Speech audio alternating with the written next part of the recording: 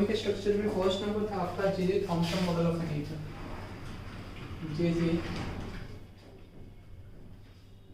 Thompson model of an atom, ठीक है, model of an atom J Thomson ने explain किया था। देखो इलेक्ट्रॉन, प्रोटॉन और न्यूट्रॉन की डिस्कवरी के बारे में डिस्कस किए थे। इलेक्ट्रॉन की डिस्कवरी कैसे हुई थी?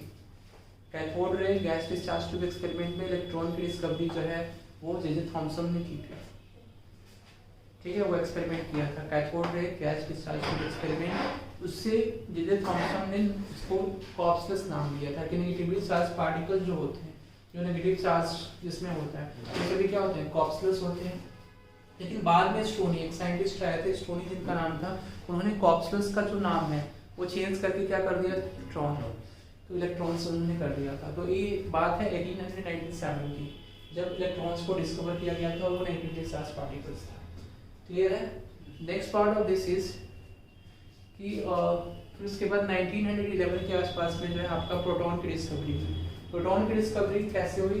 तो रदरफोर्ड गोल्डफोर्ड एक्सपेरिमेंट हुआ, लेकिन रदरफोर्ड जो है वो कम्प्लीटली एक्सप्लेन नहीं कर पाए। तो जेम्स चैडविक जो आए थे उन्होंने पॉजिटिवली चार्ज पार्टिकल बताया कि जो है पॉजिटिवली चार्ज पार्टिकल जो है ऑन रदरफोर्ड होता है ना, सॉरी जेम्स चैडविक तो न्यूट्रॉन की डिस्कवरी किए थे, प्रोटॉन की डिस्कवरी जो है देखो रदरफोर्ड एक्सपेरिमेंट, गोल्डफोर्ड एक्सपेरिमेंट किए थे 1911 में।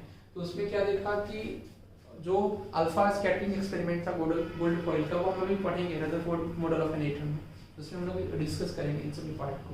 सभी मॉडल काफ़ी इंपॉर्टेंट है, थॉमसन के भी, रदरफोर्ड के भी, और Bohr's model of an atom भी काफ़ी इंपॉर्टेंट है। तो सबके वन बाई वन हम लोग डिस्कस करेंगे, ठीक है। तो जे थॉमसन ने एक्सप्लेन किया था इलेक्ट्रॉन के बारे में, डिस्कवरी भी की थी, नाम दिया किसने, स्टोनी ने। कब? 1897 के अप्रॉक्स में, मीन्स 19th सेंचुरी में। नेक्स्ट इज की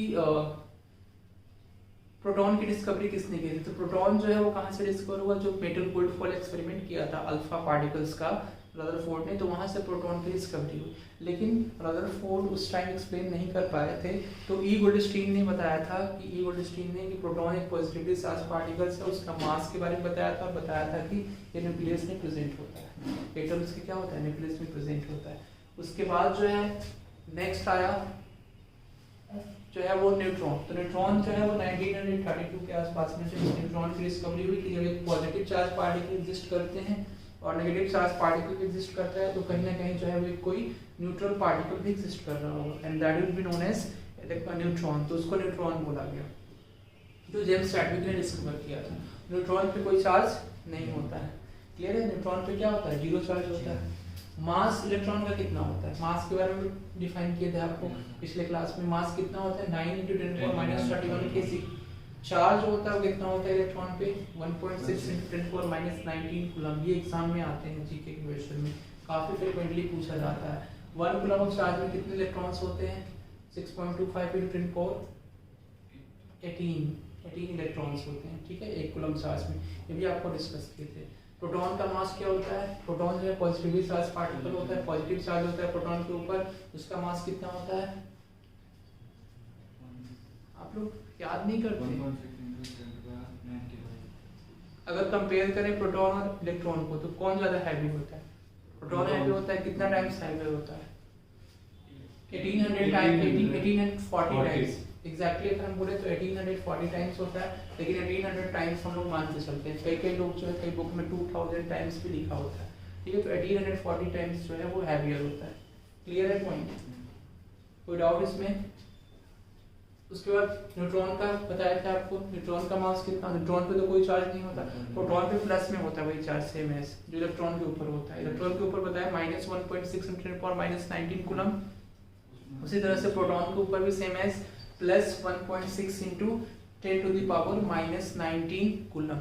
प्रोटॉन के ऊपर सेम चार्ज होता है। क्लियर है पॉइंट?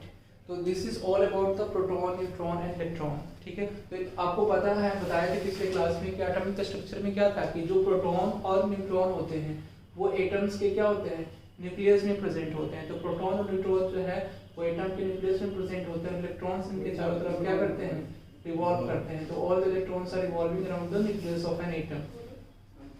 Clear है point? This point is clear to all of you or not? Yes. Next point of this is कि अब जे थॉमसन मॉडल ने क्या बताया था, ये मॉडल में इन्होंने बताया था कि इलेक्ट्रॉन्स जो है वो चारों तरफ स्कैटर्ड होते हैं, ठीक है। जैसे एक प्लम पडिंग मॉडल जिसको बोला जाता है, जे थॉमसन मॉडल को क्यों बोला जाता है, इसलिए कि इलेक्ट्रॉन्स चारों तरफ स्कैटर्ड होते हैं और प्रोटॉन जो है वो क्या होता है, प्रोटॉन उसके न्यूक्लियस में बैठा होता है, मतलब प्रोटॉन उसके मिड पॉइंट पे रहता है प्रेजेंट और इलेक्ट्रॉन जो चारों तरफ उसके स्कैटर्ड होते हैं, इसलिए इसको प्लम पडिंग मॉडल कहा जाता है, ठीक है। तो मींस प्लम जो है वो क्या है, प्लम और पडिंग बताया था ना, प्लम पडिंग मॉडल क्यों बोला जाता है। तो प्लम उसमें क्या है, फ्लड पडिंग क्या है, इसकी क्लास में डिस्कस किए, what is plum in that, plum और पडिंग।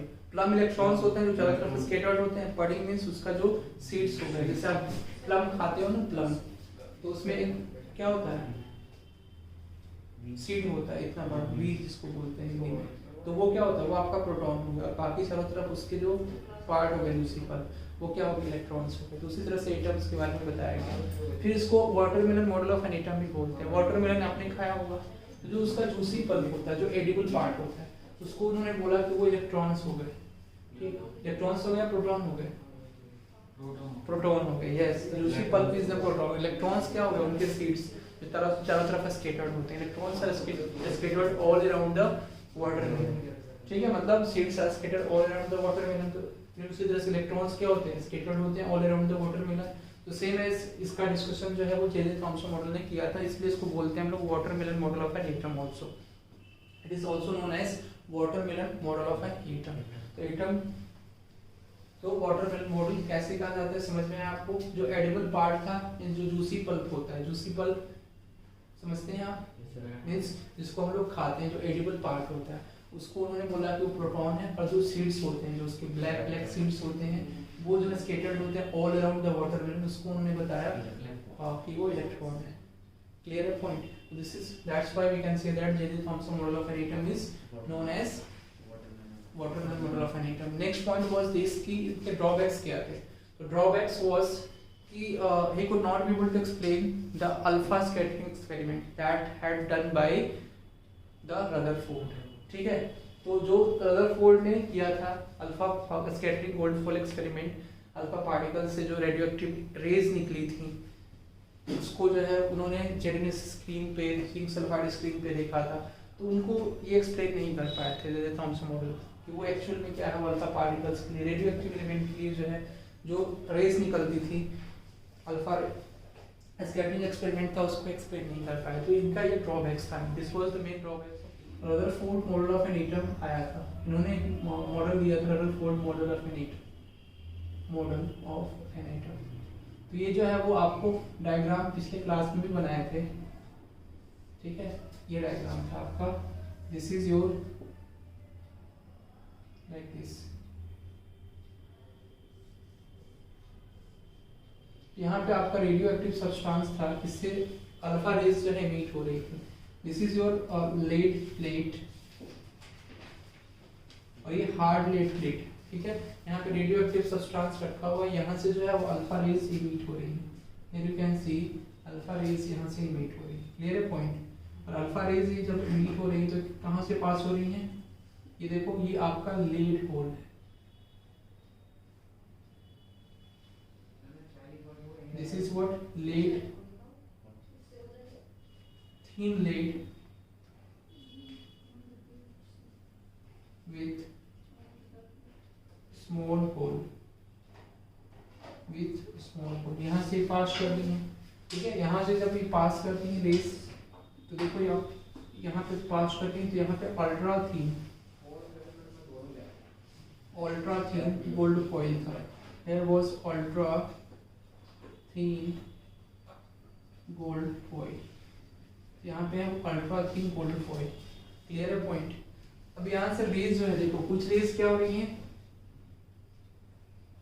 डाइवर्ट हो रही हैं, ठीक है, कुछ एंगल्स पे डेविएट हो रही हैं, you can say some rays deviate at some angles, इस तरह से आपका, और कुछ रेज जो है वो बैकवर्ड डायरेक्शन में जा रही हैं, कुछ रेज जो है वो बैकवर्ड डायरेक्शन में इस तरह से डेविएट हो रही है। तो बैकवर्ड डायरेक्शन में इस तरह से जो है वो लौट रही है। तो कुछ रेज हैं, ये काफ़ी कम रेज हैं, जैसे 20,000 रेज जो है यहाँ से मीट हुई, तो उसमें से एक रेज जो है वो सेम मतलब सेम पाथ में क्या होगी, रिटर्न बैक हो जाएगी डेविएट करके, ठीक है। वो बाहर अल्ट्रा थिन गोल्ड फॉइल से बाहर नहीं जाएगी। अल्ट्रा थिन मींस काफी पतला जो गोल्ड फॉइल है, therefore we can say that alpha scattering experiment metal gold foil experiment भी बोलते हैं, gold foil experiment, Rutherford gold foil experiment.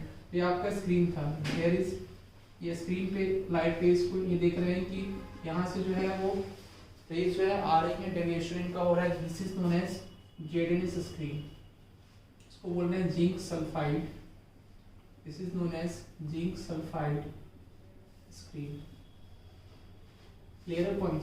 और ये आपका रेज इस तरह से आ रही है, तो this rays is known as, अब इसको जो है स्क्रीन पे ये जो है रदरफोर्ड ने देखा था कि ये ZNS स्क्रीन, ठीक है, जिंक सल्फाइड की स्क्रीन है, तो यहाँ पे रेज जो है वो शो अप हो रही थी कि अपीयर हो रही थी कि यस यहाँ पे रेज आ रही है, ठीक है। तो this was actual, in actual we can say that कि Rutherford metal gold foil experiment. Actual में क्या था, ये रदरफोर्ड का मेटल गोल्ड फॉइल एक्सपेरिमेंट, मतलब गोल्ड फॉइल एक्सपेरिमेंट, मेटल आपका गोल्ड इसमें यूज हुआ है, और ये अल्ट्रा थिन काफी पतला जो है गोल्ड फॉइल को यूज किया गया है। देखो बहुत सारी रेज क्या हो रही है, बिना कोई डेविएशन के स्ट्रेट लाइन में पास कर जा रही है, तो we can say that many of the rays, ठीक है, passes through this ultra thin gold foil without any deviation, क्योंकि बिना कोई डेविएशन के ये पास कर जा रही है। कुछ जो है रेज कुछ एंगल पे डेविएट हो रही है, और रिटर्न बैक जो है 20,000 या 40,000 रेज में से कोई एक रेज है जो डेविएट हो रही है, जो रिटर्न बैक हो रही है अल्ट्रा थिन गोल्ड फॉइल से कोलाइड करके टकरा के, ठीक है। क्लियर है point, this point is clear to you और नॉट, क्लियर है ना। तो ये पॉइंट था आपका। अब इसमें इनके इन्होंने ऑब्जर्वेशंस क्या देखे, तो ऑब्जर्वेशंस यही था कि जो आपका रेज है वो रेज क्या हो रही थी, कोलाइड करके वापस आ रही थी, कुछ रेज और बाकी सभी rays straight line without any deviation pass कर रही थी। This was the most important observations that had made by the Rutherford in this part, ठीक है। तो ये मोस्ट इंपॉर्टेंट क्या था, ऑब्जर्वेशन था, तो इसको लिख लो आप, write down this part observation की मोस्ट ऑफ द रेज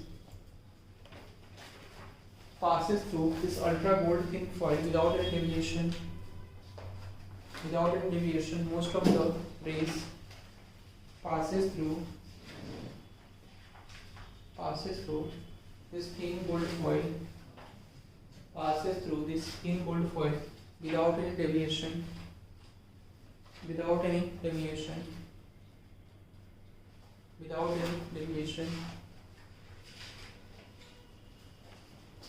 ठीक है, and some of the rays deviates at a small angle,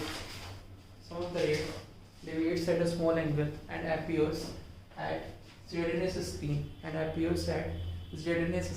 zinc sulfide screen, and appears at the ZNS screen means zinc sulfide screen,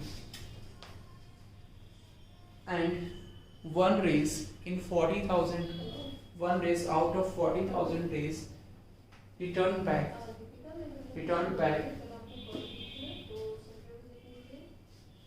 through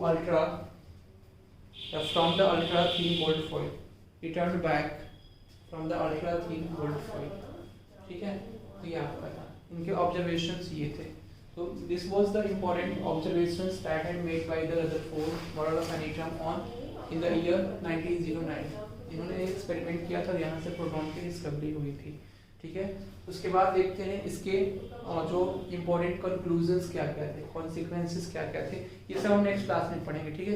consequences अभी बाकी हैं इसके पढ़ने, उसके बाद इसके ड्रॉबैक्स हैं, उसके बाद Bohr's model of an atom है, उसके बाद उसके ड्रॉबैक्स हैं पढ़ेंगे, ठीक है। Will continue the next part of this in the next class.